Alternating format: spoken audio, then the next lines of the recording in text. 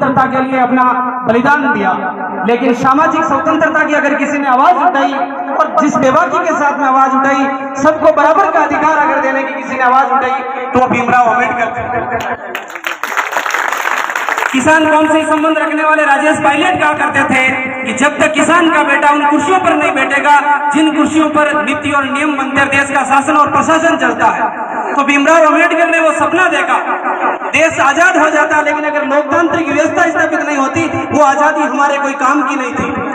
लेकिन भीमराव अम्बेडकर ने विश्व के विभिन्न संविधानों का अध्ययन किया और एक ऐसा विधान हमें दिया जिससे हमारे देश के अंदर उस गरीब तबके को भी समानता का अधिकार मिला।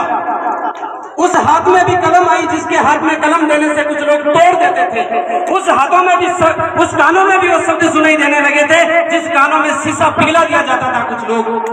आज भी आप देखते होंगे, सुबह मुझे समाचार मिला कि बाबा भीमराव अम्बेडकर की जयंती के साथ जुलूस निकल रहा है, वो जो डीजे बज रहा है वो किसी ने मना कर दिया।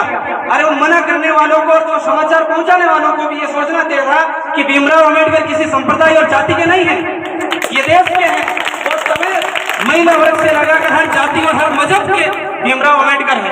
आप किस हैसियत से उनके साथ में बजते हुए उन्हें गाने, हम कोई नफरत के गाने नहीं बजा रहे, हम देश के अंदर कोई माहौल खराब करने वाला नहीं बजा रहे, लेकिन जिस व्यवस्था के अंदर जी रहे हैं, हम शासन और प्रशासन को मानने वाले लोग हैं, तो हमने उनकी बात मानी और श्रेष्ठता के साथ आज ये अपने कार्यक्रम बना रहे हैं।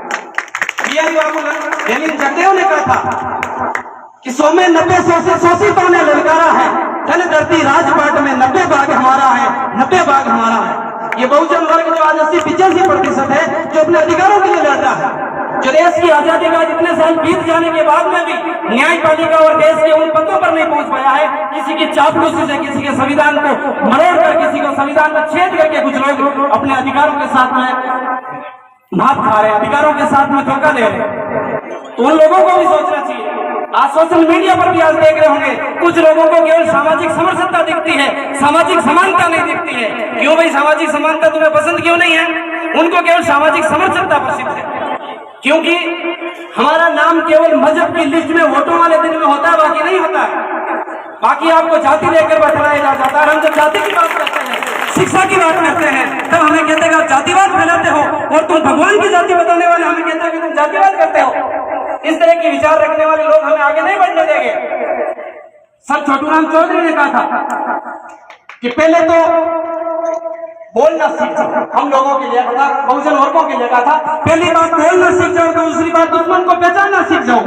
जब हम दुश्मन को पहचानना सीख ले जाएंगे, कौन हमारे अधिकार की बात करता है, बाजार में मिलता है, चौराहे पर मिलता है, तब तो बाबा साहब भीमराव अम्बेडकर की जय बोलता है, संविधान को मानता है, लेकिन शाम को एक जगह एकत्रित होता है और आरक्षण को और संविधान को गालियां देता है। उन लोगों को पहचानना होगा वे लोग कौन है।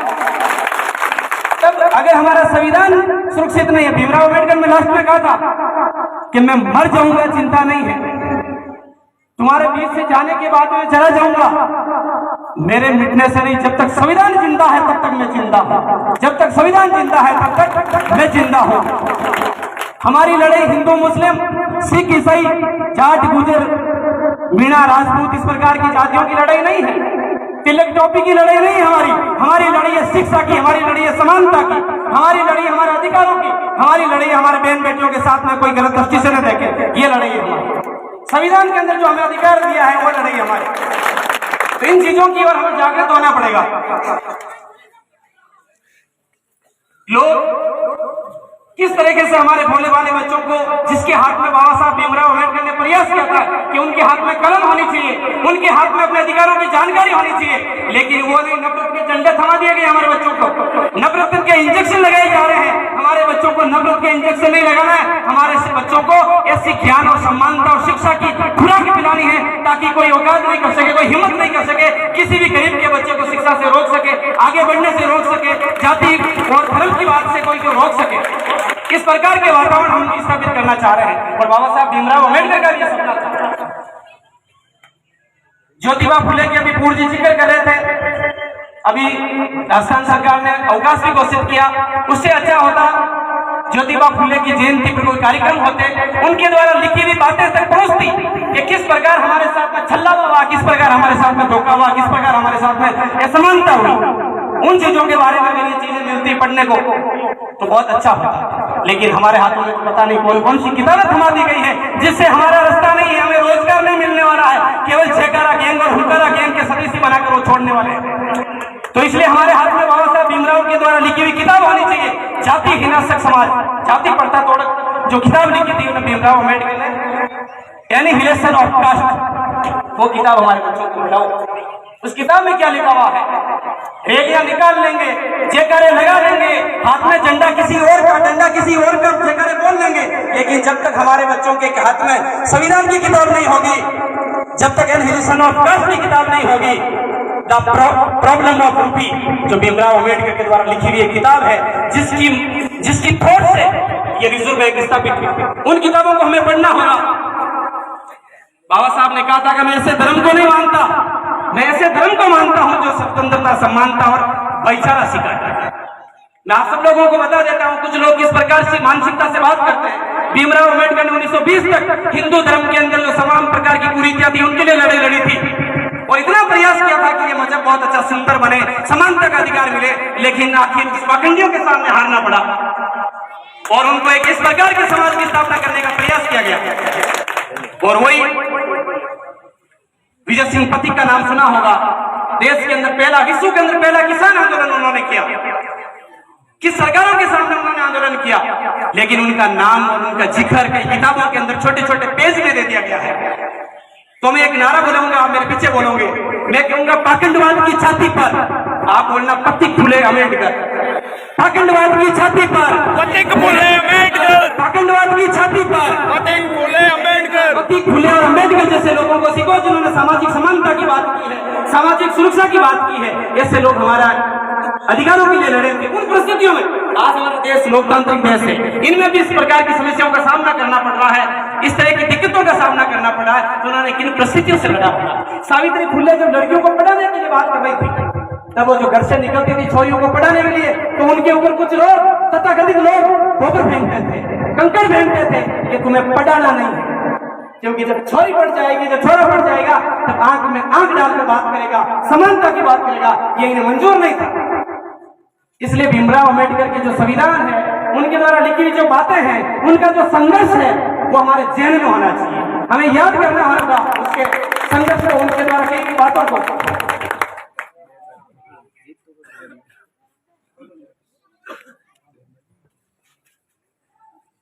ललई पेरियार ललई यादव सिंह ने कहा था, टेप बैक टू सोसाइटी, ये नाम सुना होगा ना आपने, टेप बैक टू सोसाइटी। जब लोग उस पद पर पहुंच जाते हैं जहां से उम्मीद होती है कि हम कुछ समाज का भला कर सकते हैं, टेप बैक टू सोसाइटी, तो पेरियार ललई यादव सिंह ने कहा था कि मैं जीता इसलिए हूं कि कमा सकूं, मैं जीता इसलिए हूं कि मैं कमा सकूं, कमाता मैं इसलिए हूं कि पेट भर सकूं, और पेट इसलिए भरता हूं कि मैं जिंदा रह सकूं।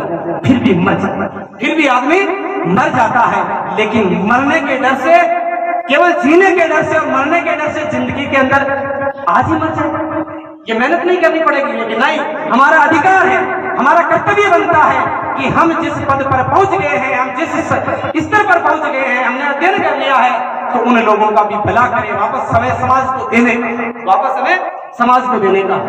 तो मेरे जो युवा साथी है, पढ़े लिखे साथी है, उनका भी दायित्व बनता है। भीमराव अम्बेडकर के द्वारा संविधान में लिखी हुई किताबें, और भी उनकी किताबें, फुले की किताबें, सावित्रीबाई फुले की किताबें, बिरसा मुंडा की किताबें, उनको पढ़िए।